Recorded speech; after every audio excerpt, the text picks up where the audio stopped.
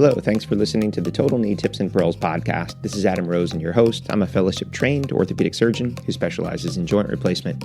In these episodes, I'm going to share with you a lot of my tips and tricks and review classic articles and current implant designs. Thanks for tuning in, and on with the show.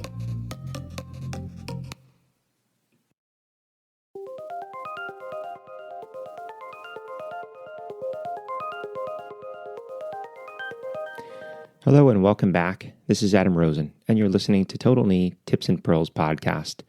So in today's episode, I want to cover some topics about hemiarthroplasties for fractures. This information or these tips also holds true for certain hip fractures if you're going to do a total hip replacement, or even in some patients where you may be doing a total hip replacement for arthritis, but they also may have some of these underlying conditions. And if you haven't listened, go back in season 2, and I'll put a link in the show notes to those episodes where I talk about all the details of the posterior approach. And again, I'm a posterior guy. At some point, I'd like to have some surgeons that do the anterior on so I can pick their brain and have them answer some questions that you might have and even go through some of their tips on retractor placement, and whether or not they do it on table, off table, or what their transition has been over the years.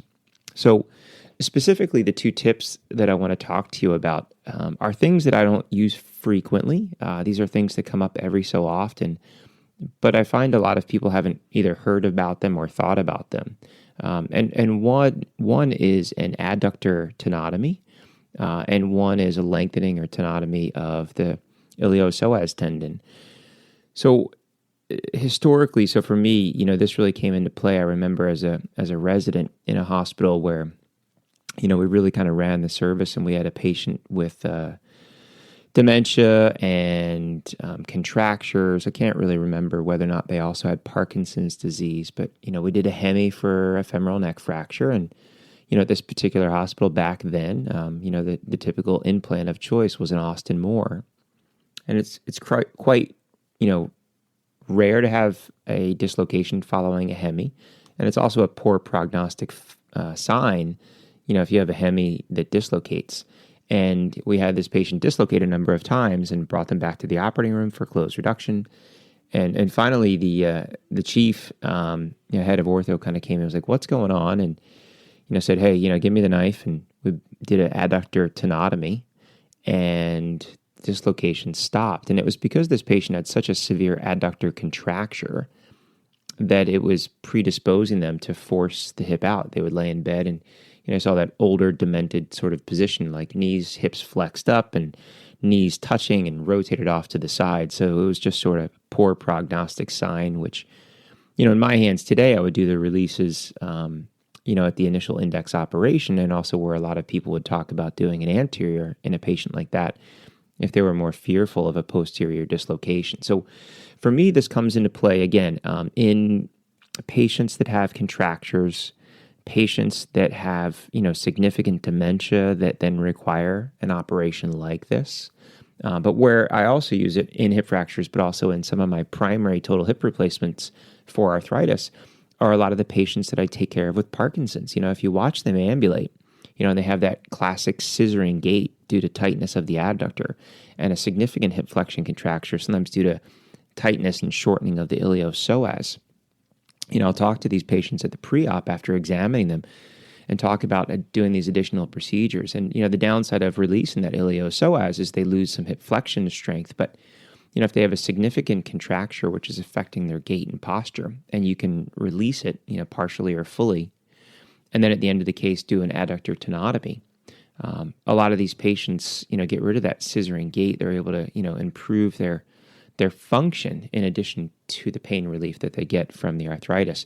So for me, posterior approach and doing the iliopsoas release is quite simple. It's just a matter of using a Cobra or some other similar retractor while the leg is internally rotated.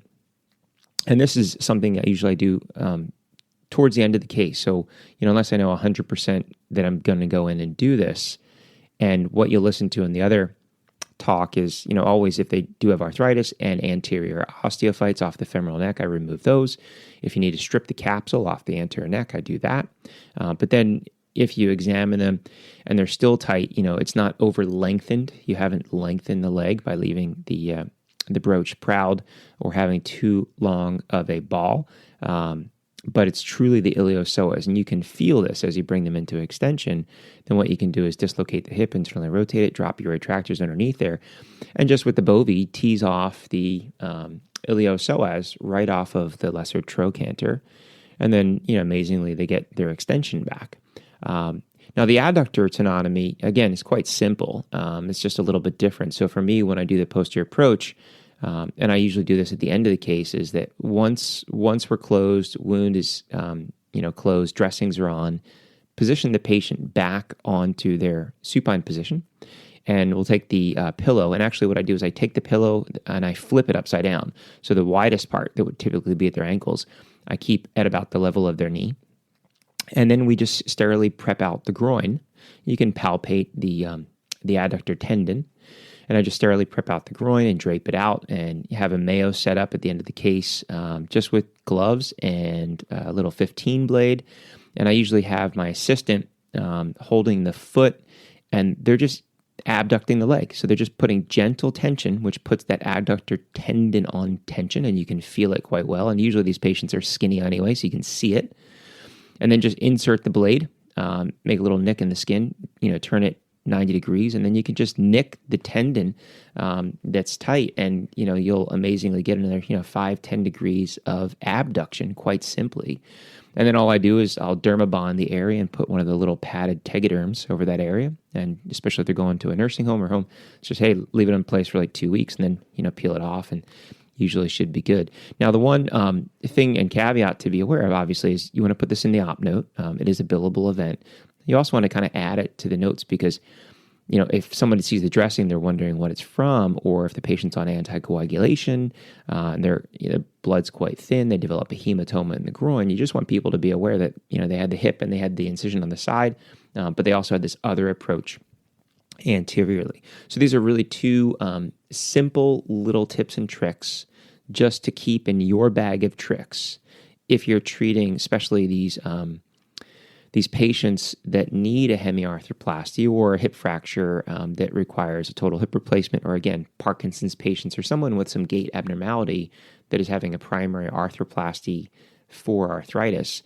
And if you notice on their exam and in the office and watching their gait, it's been affected by either this significant hip flexion contracture or this adductor contracture and scissoring gait, that these are procedures that you might explain to them that may be done at the time of surgery based on the findings at the end of the case.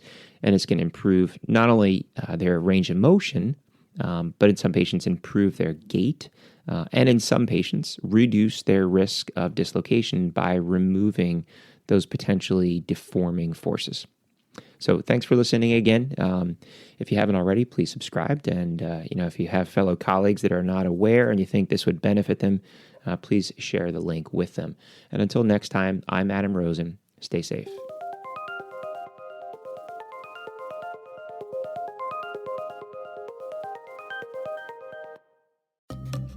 You've been listening to the Total Knee Tips and Pearls podcast.